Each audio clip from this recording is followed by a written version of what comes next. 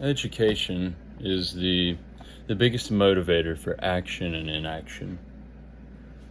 I think whenever we look at education, when we look at things we know, and we consider the things we don't know, that we have much more faith and confidence in the things that we do know. And the things we don't know, we tend to be a little standoffish, especially if you're not motivated by the acquisition of knowledge.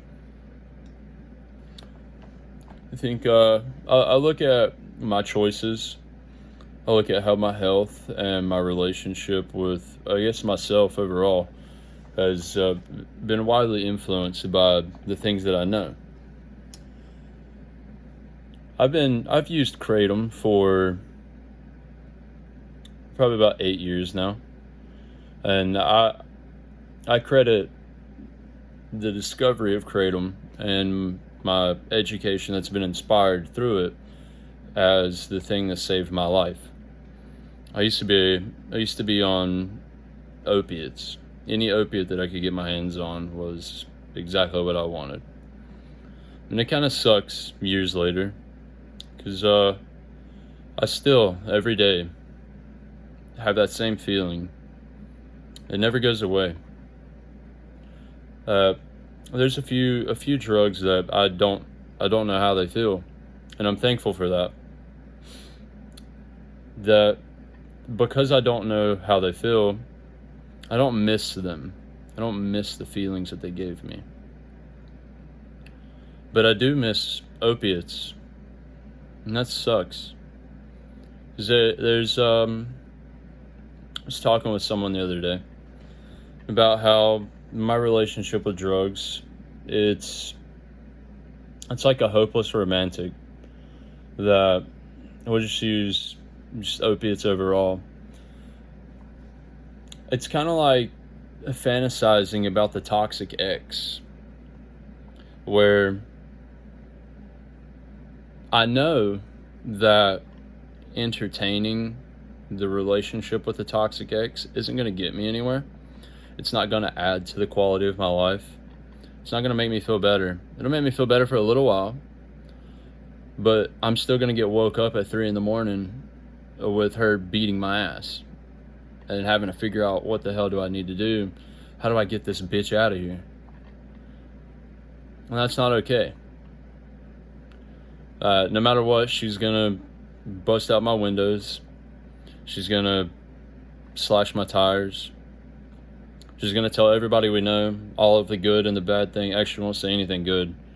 But she'll say all of the bad things about me that she can muster. And I'll come out of that relationship worse off than I was before. And that, in the same way, my relationship with opiates is very similar. That I was in love with it, but nothing good came from it. And the only thing that I have left at the end of it is missing opiates, missing the way that they made me feel, in the same way that you would miss a toxic ex. It's very romantic, because in the moment, you consider how great it would be to have that back. But then, a kind of like post-nut clarity, you realize this was not a good decision. And I think I only know that through the education that I've received with that relationship. And I said I credit kratom and the education that I've gained through using kratom as saving my life. Kratom it helped create a sense of stability in my life. It scratched the itch for opiates, and that stability inspired a lot of the things that I'm involved in today. Now, without that stability, I wouldn't be where I am. And I'm very thankful that I had gotten off of opiates at the time that I did. It was a little just as fentanyl was hitting the streets, and it was just before like fake pills became the norm. But I tend to go with the number 3 and number 4. If you know what that is, you know what it is. And those were really the ones for me. And that stuff, it doesn't exist anymore. Well, it does exist, but you have to go through certain channels to get it. It's very hard. That's not what this is about. By picking up the kratom and trying, I had to actually try to create a sense of stability, but I wanted it because there was a life that I envisioned at the time that I wasn't willing to give up on. And there were certain factors that inspired that vision, and I still have that same vision today. Life is a lot better without the opiates. It's a lot better without the day in and day out. Well, I can say that actually because I use kratom daily. But it is a net positive to my life. A lot of people demonize kratom, and I understand why. But I think a lot of those people can't really handle themselves to begin with. The people that see the bad sides of it. The people that can't handle themselves in moderation. That can't create structure. And that's not to be insulting. It just makes people look bad. Kind of like how the potheads make cannabis look bad. How the alcoholics make alcohol look bad. And, you know, those things are bad in their own right. But if used properly, they can be an accessory to our life. Because if I was to call them a tool, no, I mean they would be used in such a way that it's almost required. Just like you technically can hammer a nail without a hammer, but you're going to get the best results with the hammer. And as humans, we tend to go for optimization. What's going to give us the best efficiency? And if we look at like alcohol and cannabis as a tool, then it tends to be required for certain things. And I don't like that. But I use kratom as a tool. But I don't like to think, and we lie to ourselves, but I don't like to think that I absolutely need it. I did quit kratom for about, I want to say it was about 7 months back in 2023. If you're watching this video in the future, it is April 14th, 2026. And I didn't, at the time whenever I quit kratom, I didn't actually change my lifestyle. I continued doing the same things I was doing because it was working. I was building wealth. I was happy, relatively. I was surrounded by people that I enjoyed being around. And I felt like I was making real progress. And I did start doing new things that have carried on today. But I didn't look at myself in recovery because I didn't see that there was a problem wrong with me. I just wanted to quit. There wasn't any part of my life that was, my life wasn't going for the worst because of my relationship with kratom. And I began to miss it in the same way that I miss opiates. And so I started using it again. And I still use it in the same ways that I was using it to begin with. But like I said, it creates a sense of stability for me. And a lot of people will call this cope. But I have a very rigid and militant-like structure for my relationship with food and fuel. And the point of the education in the beginning was that kratom inspired.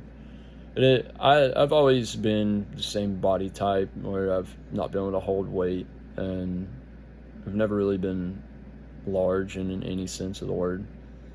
But before using kratom actually, I used to, because of the different drugs that I was using, there would be some days that I would throw up upward of 5, 6, 8 times in a day. And that was normal. And that's not normal. And I started to learn before quitting those substances that I had to create another level of structure in my relationship with food and viewing it as fuel to not throw up. And I transitioned over to kratom, and I started learning about the ways it affected me, the things it did to the body, and so on. And it inspired a health kick that is just who I am now. That I have a relationship with food where I view it as fuel, and it solves a problem.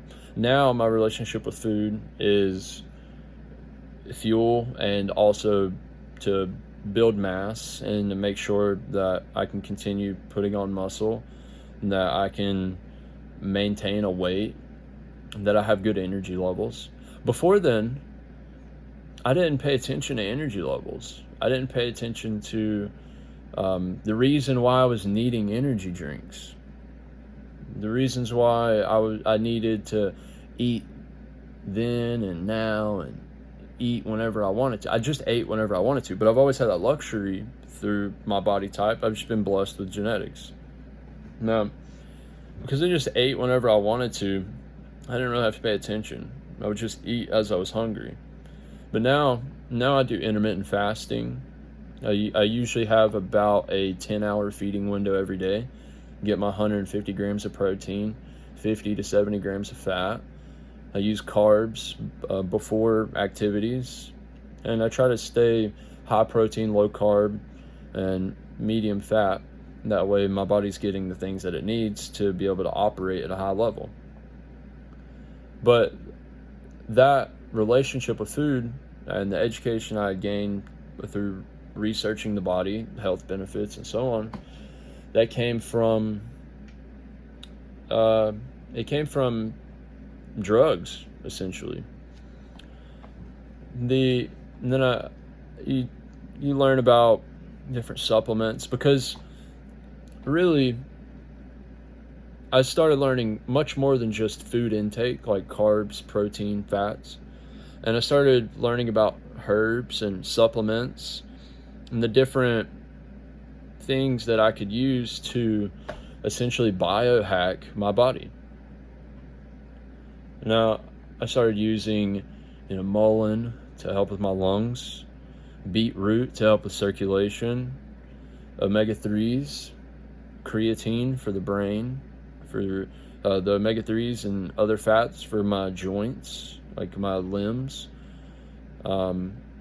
zinc for testosterone, magnesium for sleep, and I believe magnesium for nerves as well, lion's mane for mental clarity and to help clear away the myelin plaque that is built up on whatever it is that's built up on. I can't remember at the moment, but I should know. I'm growing lion's mane currently. Kombucha is a big one for me. I love kombucha. Helps with my gut, fixing my gut health. See, that's why I needed the energy drinks all the time, because my gut health wasn't good. I wasn't paying attention. At the time, I was working at a place where we had good food, and it met my energy level needs. That way I could get through the day.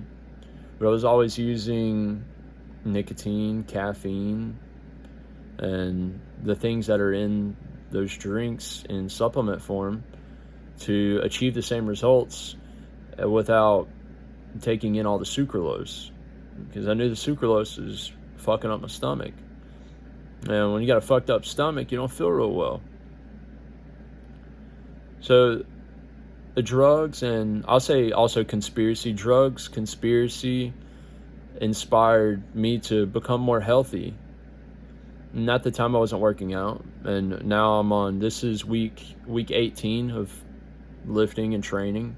Like I said, I'm training MMA with one of my brothers, and weightlifting, I'm trying to build my body to be capable. And all of that was inspired by trying to feel the best that I possibly could. So I started educating myself.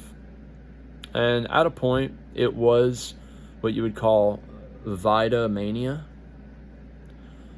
I was just fucking buying vitamins and just figuring out stacks, looking at biohacking forums, learning as much as I could to try to achieve the same result of feeling well, just like drugs would make me feel. Because I couldn't use the black market stuff anymore. Also, around that time, the pill mills got shut down too, so consistent supplies of good stuff just went away. And I've never enjoyed being a part of the black market because I understand what it fuels, which is also part of the education part.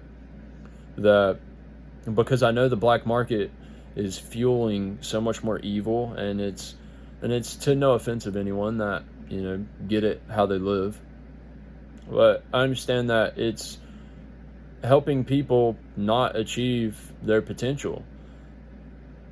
Now, that's neither here nor there, but I knew what I was contributing to, and that didn't really sit well with me. It still doesn't sit well with me. I'm not necessarily opposed to other people participating in it, but I don't like to. And I think that comes from the education, that I know what I'm doing. Just like with the alcohol, you know that it's shrinking your brain, it's fucking up your liver. Just like with smoking, that you're tarring up your lungs. You're not going to be able to breathe well. I'm actually asthmatic. And there's been 2 times in my life where I had almost passed away from it. Now, once was before memories were forming, that I couldn't remember almost dying. There's one flash of an image in my brain. Just like if I say church, there's a flash of a church in your brain whenever I say that. That church is different for you as it is for me, based off your experience. There's a flash of an image of a hospital at a time whenever I was younger, but I don't remember it. But I do remember the time back in 2015 where I had almost passed away. That I was using so much energy. My oxygen levels were so low that gasping for breath was using more energy than the breath was bringing in. Until you feel that feeling, you don't truly appreciate the luxury that it is to breathe normally. Until you feel like you are on death's doorstep and that it all could be over, and it's by your own fault. Until you feel that, it doesn't really make sense to you. That's just the luxury of having a healthy body. But that experience educated me. It helped me understand how important it is to actually take care of myself. That was about 2 or 3 years before I had fully quit opiates.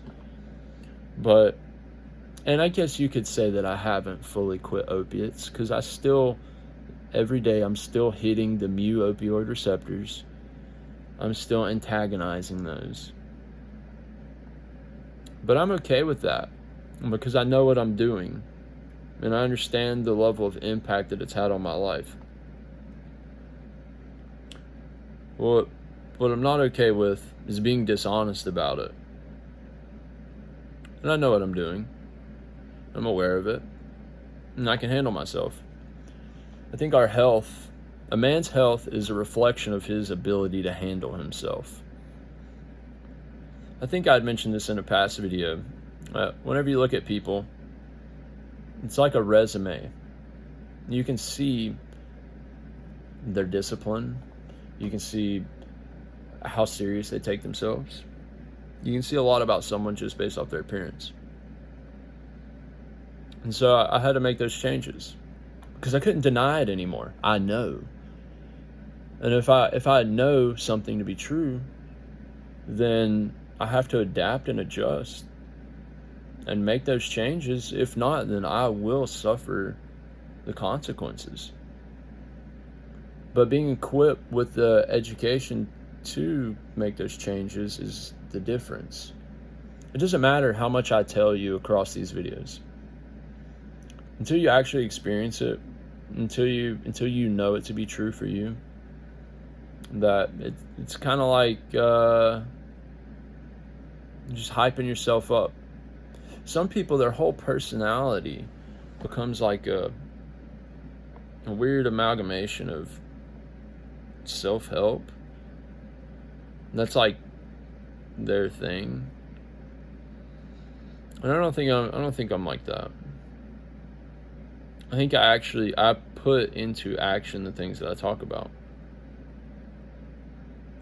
But if I wasn't putting those things in action, and I was sitting here talking about them, then there wouldn't be any authenticity.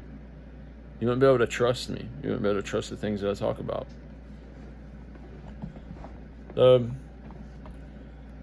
I think I talked about what I want to talk about tonight. But the more you know, the better you can do. And whenever you look yourself in the face and ask yourself, are you doing what's right for yourself? If you can't answer that question honestly, then that's where you need to start. Start there. You know what you need to do. I know what I need to do. But first we have to be honest with ourselves. And if we don't know things, then we need to go and learn them. If you're curious about how you could do better, how things are affecting your life, look it up. The information's there. Might as well. Why not? It'll be good for you. It'll be cool. But I guess that's all for today. I'll talk more about my relationship with kratom and my health journey, or whatever the fuck you'd call it. I'll talk about it more in later videos. And I just think I wanted to hit on today that education is the biggest motivator for action and inaction. Only when you know something to be true can you actually adapt, adjust, and change your circumstances. I hope y'all enjoyed the talk tonight. If you have any questions, I'd be more than happy to expand on some of the ideas and things that I talked about. But I wish you all well. And remember, no excuses, only results. Y'all take care, all right?